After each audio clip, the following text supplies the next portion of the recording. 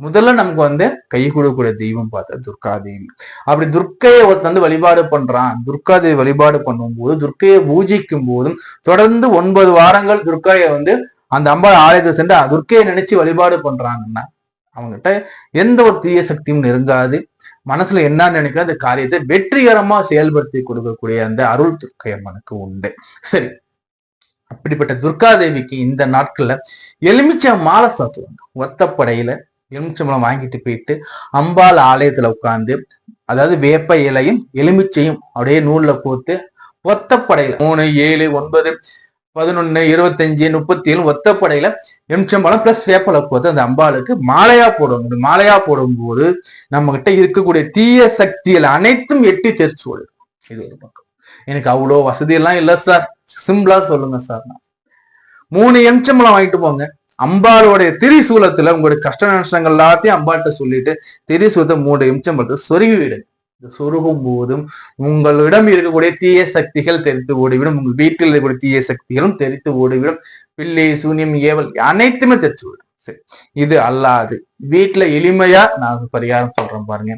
இந்த பரிகாரத்துக்கு தேவையான பொருட்கள் வந்து பாத்தீங்கன்னா வெள்ளை நிற கடுகு, அதே மாதிரி பார்த்தா கல்லு உப்பு, ஒரு எலும்பிச்சம்பழம், மஞ்சள் துணி, ஆலயத்துல வழிபாடு பண்ணிய அந்த மஞ்சள் குங்குமம், இதுதான் நம்ம சொல்லக்கூடிய பரிகார பொருட்கள்.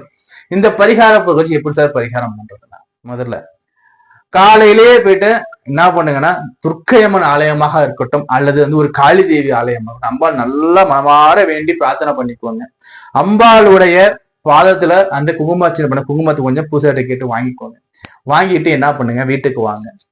அன்று காலையில் பரிகாரம் செஞ்சாலும் சரி, மாலையில் செய்தாலும் சரி, உங்கள் பூஜை அறையில வந்து விளக்கு கொளுத்தி வைங்க. நல்ல தீபத்தை ஏற்றி வச்சுட்டு அந்த பூஜை அறைக்கு முன்னாடி என்ன பண்ணுங்க, நல்லா பிரார்த்தனை பண்ணிக்குவாங்க. பிரார்த்தனை பண்ணிட்டு ஒரு மஞ்சள் நிற துணி, சுத்தமான துணியா இருக்கணும். முதன்மையா வாங்கிட்டு வந்த துணியா இருக்கணும். இல்ல சார் நானும் யூஸ் பண்ணல சார், வீட்டுல வாங்கி வச்சேன் சார், ஓகே, மஞ்சள் துணி எடுத்து விரிச்சு வச்சுக்கோங்க.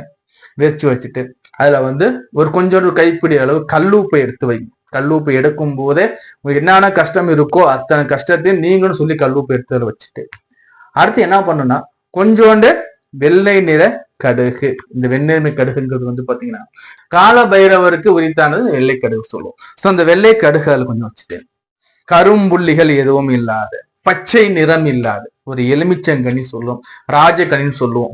இந்த ராஜக்கனியை இந்த எலுமிச்சம்பழத்தை உள்ளங்கையில ஃபர்ஸ்ட் எடுத்து வச்சுக்கோங்க. வச்சுக்கிட்டு உங்களுக்கு என்னென்ன கஷ்டம் இருக்கோ வீட்டுல என்னென்ன பிரச்சனை உங்களுக்கு தீரும்னு நினைக்கலாம் அத்தனையும் சொல்லுங்க. அந்த காளி தேவி அந்த துர்காதேவி மனசுல நினைச்சுட்டு உங்களுக்கு இருக்கிற பிரச்சனை அத்தனை பிரச்சனையும் சொல்லுங்க. சொல்லி எனக்கு இந்த பிரச்சனை எல்லாமே தெரிச்சு ஓடணுமா, என் வீட்டுக்கு நீ வரணுமா,